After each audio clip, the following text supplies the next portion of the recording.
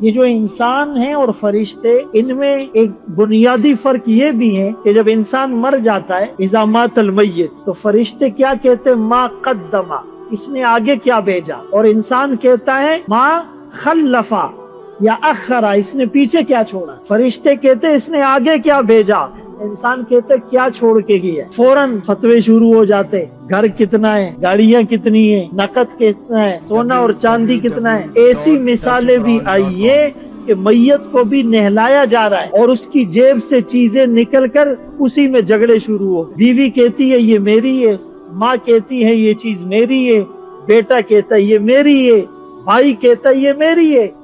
ایسے کیسز بھی آئے ہیں کہ تدفین کے موقع پر جھگڑے ہو رہے ہیں۔ یہ دنیا کی حقیقت ہے، جن کو خوش کرنے کے لیے اللہ تو ناراض کیا تھا، آج وہی لوگ آپ کا فدیہ بھی نہیں دیتے۔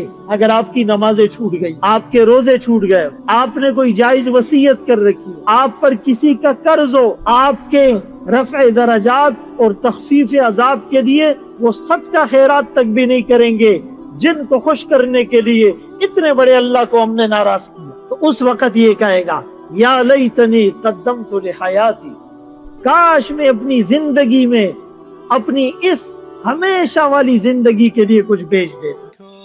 سوشل میڈیا پر سب سے قدیم اور سب سے ریلائبل برانڈ درس قرآن.com